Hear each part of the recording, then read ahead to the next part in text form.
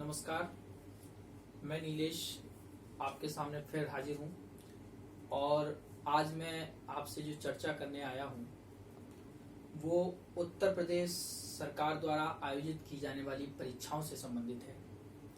आगे उत्तर प्रदेश की जो परीक्षाएं आ रही हैं उनमें लेखपाल भर्ती आने वाली है, पुलिस भर्ती आने वाली है, खंड शिक्षा अधिकारी और सुपर टेट जैसी परीक्षाएं जो हैं वो आगे होंगी। क्योंकि अभी लॉकडाउन चल रहा है, कुछ परीक्षाएं स्थगित की गई हैं, तो ये परीक्षाएं भी आपको अगले कुछ महीनों में दिखाई देंगी। क्योंकि ये परीक्षाएं उत्तर प्रदेश की हैं, उत्तर प्रदेश सरकार द्वारा आयोजित की जाने वाली हैं, तो ऐसी परीक्षाओं में जो प्रश्न आते हैं वो उत्तर प्रदेश विशेष से संबंधित जरूर पूछे जाते हैं।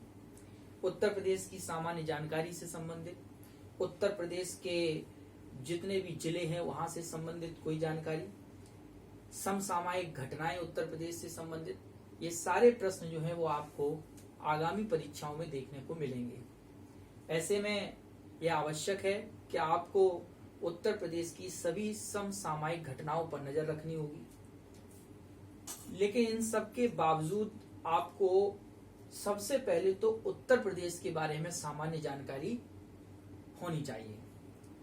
जब हम अपने राज्य की सामान्य जानकारी रखेंगे तो उससे संबंधित समसामयिक घटनाओं को हमें याद करने की आवश्यकता नहीं पड़ेगी, रटने की आवश्यकता नहीं पड़ेगी, बल्कि हम अपने आप ही स्वतः उनको समझ जाएंगे। तो चलिए आज इसी क्रम में हम आपको उत्तर प्रदेश के सामान्य ज्ञान एवं समसामयिक घटनाओं 2019 से 20 तक की जो अभी तक की घटनाएं हैं उनके बारे में हम चर्चा करेंगे। सबसे पहले शुरुआत करते हैं हम उत्तर प्रदेश की सामान्य जानकारी से। सबसे पहले मैं आपको बता दूं कि उत्तर प्रदेश भारत के उत्तर में स्थित एक प्रमुख राज्य है। जनसंख्या की दृष्टि से उत्तर प्रदेश भारत का सबसे बड़ा राज्य है। अगर हम क्षेत्रफल की दृष्टि से बात करते हैं तो क्षेत्रफल की दृष्टि से भारत का चौथा सबसे बड़ा राज्य हमारा उत्तर प्रदेश है। आपको मालूम है क्षेत्रफल की दृष्टि से सबसे बड़ा राज्य राजस्थान है, उत्तर प्रदेश का स्थान जो है वो चौथा आता है। जनसंख्या में उत्तर प्रदेश में पूरे भारत में सबसे ज्यादा लोग निवास करते हैं। हमारे यहाँ लगभग 20 करोड़ जनसंख्या निवास करती है, जो अलग अलग धर्म, अलग अलग जाति से संबंधित है। हमारे यहाँ पर सभी जातियां, सभी धर्मों के लोग यहाँ पर निवास करते हैं। उत्तर प्रदेश पौराणिक कथाओं में भी इसका हमें कई जगह जानकारी मिलती है, कई जगह इसका नाम है उल्लिखित है। हस्तिनापुर, जैसा कि आप महाभारत में सुना होगा, आज वो हस्तिनापुर मेरठ और उसके आसपास का राज्य पहले हस्तिनापुर बोला जाता था। तो ऐतिहासिक दृष्टि से, सामाजिक दृष्टि से, आर्थिक दृष्टि से, धार्मिक दृष्टि से उत्तर प्रदेश सदैव और हमेशा चर्चा का विषय बना रहा है।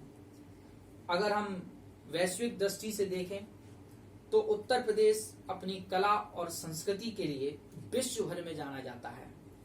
उत्तर प्रदेश में कई ऐसे स्मारक, कई ऐसे स्थल हैं जहां पर विश्व के कई क्षेत्रों से पर्यटक घूमने आते हैं। बच्चों, अगर हम उत्तर प्रदेश की बात करते हैं तो ब्रिटिश काल के दौरान जब अंग्रेजों का शासन भारत में था, उस दौरान 1 अप्रैल सन 1937 में क्या हुआ कि आगरा और अवध क्षेत्र को मिलाकर एक प्रांत बनाया गया था, जिसका नाम संयुक्त प्रांत रखा गया। यही संयुक्त प्रांत 24 जनवरी सन 1950 में जब हम आजादी के बाद हमने क्या किया, इस संयुक्त प्रांत का नाम बदलकर उत्तर प्रदेश कर दिया, जो कि आज तक उत्तर प्रदेश के नाम से ही इस राज्य को जाना जाता है। 26 जनवरी सन 1950 को इस उत्तर प्रदेश में हमने उत्तर प्रदेश के पहले मुख्यमंत्री के तौर पर गोविंद वल्लभ पंत को चुना। तो वहीं दूसरी तरफ उत्तर प्रदेश की पहली राज्यपाल श्रीमती सरोजिनी नायडू को बनाया गया था। इसके अलावा अगर हम उत्तर प्रदेश की अन्य सामान्य जानकारियों की बात करते हैं तो उत्तर प्रदेश में इस समय कुल जिले 75 हैं, नगर निगमों की संख्या 13 है। अभी एक नया नगर निगम बना है, इसलिए इनकी संख्या 13 हो गई है। सुल्तानपुर को नगर निगम बना दिया गया था। इसी तरीके से महानगरों की अगर संख्या कहें तो महानगरों की संख्या 6 है। पूरे उत्तर प्रदेश में 316 तहसील हैं और कुल 18 मंडल हैं। यहाँ पर उत्तर प्रदेश के जिलों की संख्या, नगर निगमों की संख्या और मंडलों की संख्या अक्सर परीक्षाओं में पूछ ली जाती हैं।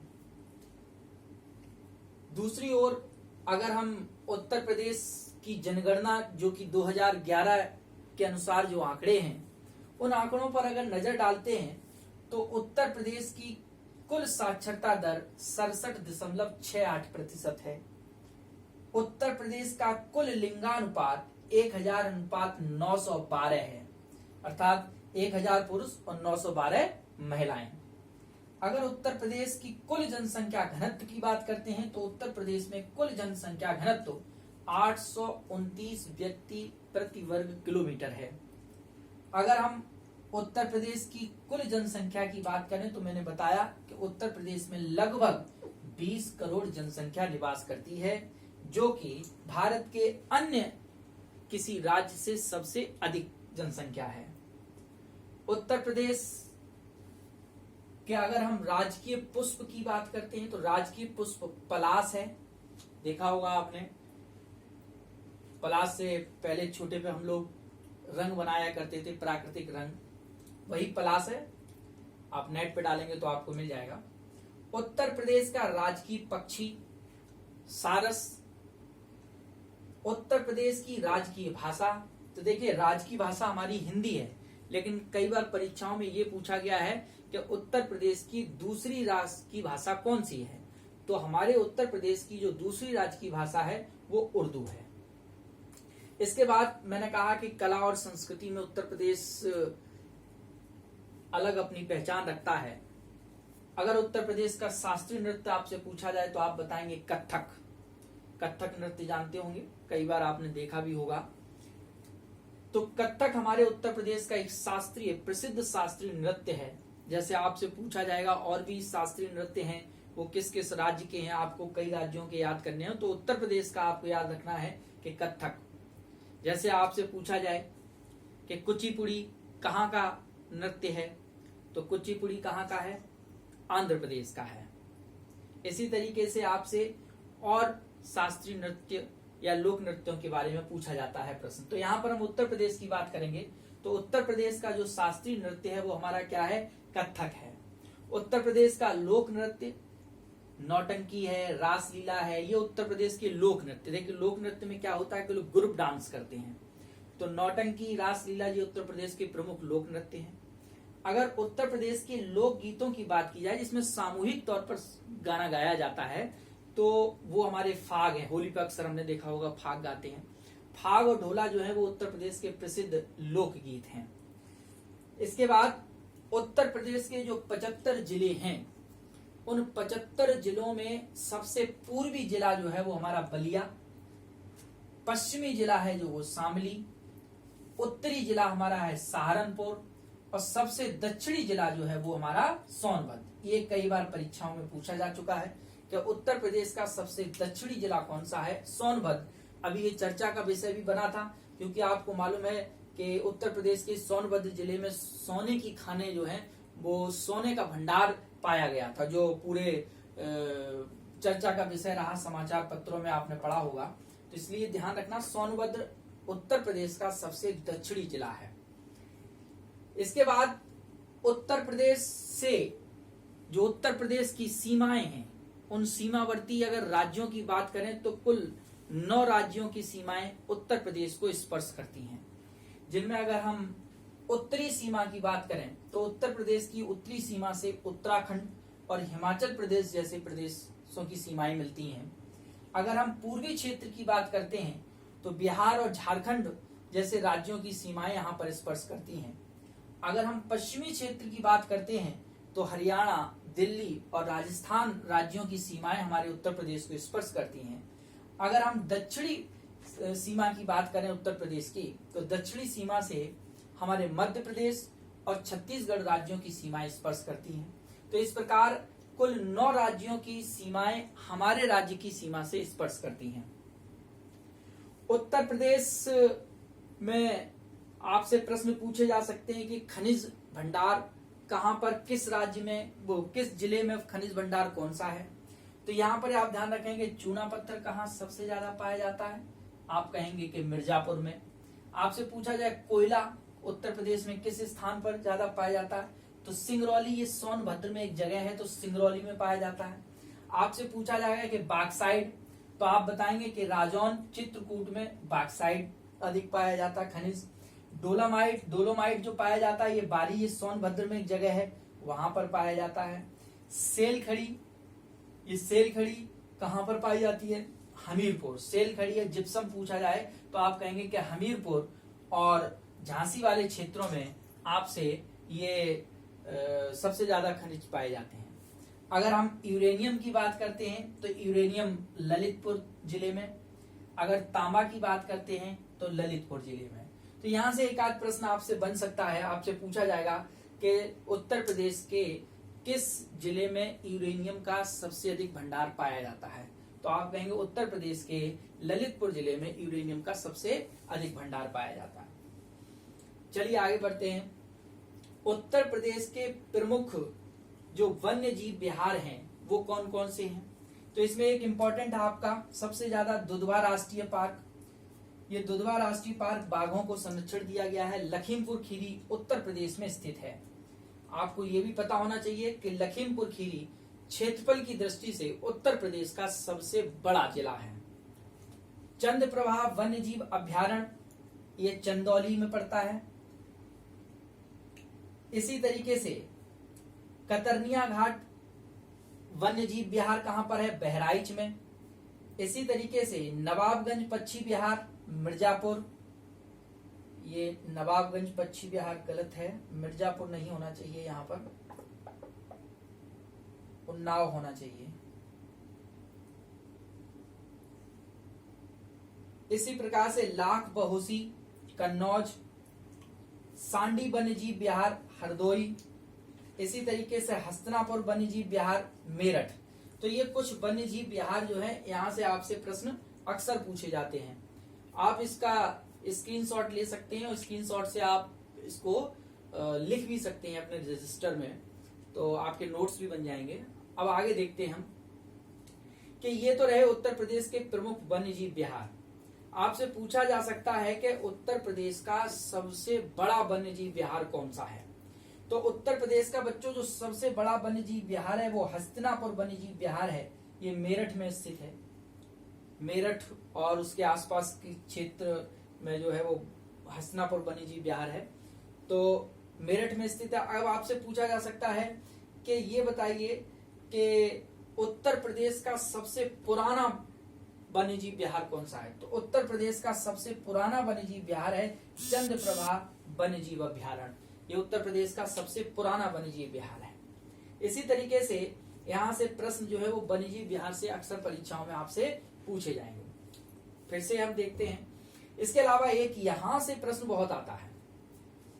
यहाँ से पूछा जाता है कि उत्तर प्रदेश के प्रमुख अनुसंधान संस्थान कौन कौन से हैं, तो जो प्रमुख अनुसंधान संस्थान हैं उनमें कौन कौन से इंपॉर्टेंट हैं। देखिए, केंद्रीय पक्षी अनुसंधान संस्थान, केंद्रीय पक्षी अनुसंधान संस्थान कहाँ पर है, ये इज्जतनगर बरेली में स्थित है। इसी तरीके से भारतीय पशु चिकित्सा अनुसंधान संस्थान, ये भी कहाँ पर है, इज्जतनगर बरेली में है। भारतीय विश्व विज्ञान अनुसंधान संस्थान, ये लखनऊ में है। राष्ट्रीय वानस्पतिक अनुसंधान संस्थान, ये भी लखनऊ में है। केंद्रीय औषधि अनुसंधान संस्थान, ये भी लखनऊ में। इनको तीनों को आप याद कर लीजिए, बहुत आते परीक्षाओं में। देखिए, वनस्पतियों से औषधियां बनती थी पहले, और कई वनस्पतियां जहरीली भी होती हैं, विष भी बनता है। तो वनस्पति, औषधि और विष, इन तीन ये आपके कीवर्ड हो गई, और तीनों कहां पर हैं, लखनऊ में स्थित हैं। इसके अलावा केंद्रीय राष्ट्रीय गन्ना अनुसंधान संस्थान कहां पर है, कानपुर में है। भारतीय दलहन अनुसंधान संस्थान कहां पर है, कानपुर में है। तो ये दलहन वाला बहुत इंपॉर्टेंट है, दालों से संबंधित। जब आप कभी जाते होंगे कानपुर तो आपने देखा होगा ये बना है। तो राष्ट्रीय गन्ना अनुसंधान संस्थान और भारतीय दलहन अनुसंधान संस्थान, ये दोनों कहां पर हैं, कानपुर में है। इसके अलावा आपसे उत्तर प्रदेश से संबंधित कुछ अन्य प्रश्न भी पूछे जा सकते हैं। अभी 2011 की जनगणना हुई है, तो 2011 की जनगणना में यह प्रश्न पूछा जा सकता है आपसे कि उत्तर प्रदेश का वह जिला जहां पर सबसे अधिक जनसंख्या है। तो उत्तर प्रदेश में सबसे अधिक जनसंख्या कहां पर है? प्रयागराज यानी इलाहाबाद। आप जानते हैं पहले इलाहाबाद था, अब इसका नाम बदलकर प्रयागराज कर दिया गया। तो सबसे अधिक जनसंख्या कहां पर है? प्रयागराज यानी इलाहाबाद में। सबसे कम जनसंख्या कहां पर है? महोबा। सबसे कम जनसंख्या वाला जिला कौन सा है? महोबा। इसी तरीके से जनगणना जब हम आपको पढ़ाएंगे उत्तर प्रदेश की, तो उसमें बहुत सारे आंकड़े जो हैं वो उत्तर प्रदेश से संबंधित आपको बताएंगे। अभी जो मैंने आपको बताया है उत्तर प्रदेश की एक सामान्य जानकारी है, इसको आपको याद करना है, आपको इसको नोट करके रखना है। राजनीतिक दृष्टि से अगर हम देखते हैं तो यहाँ पर प्रश्न बनते हैं आपके कि उत्तर प्रदेश में कुल कितने विधानसभा सदस्य चुने जाते हैं? उत्तर प्रदेश में 403+1 एक जो है ये राज्यपाल के द्वारा एंग्लो इंडियन समुदाय का सदस्य चुना जाता है।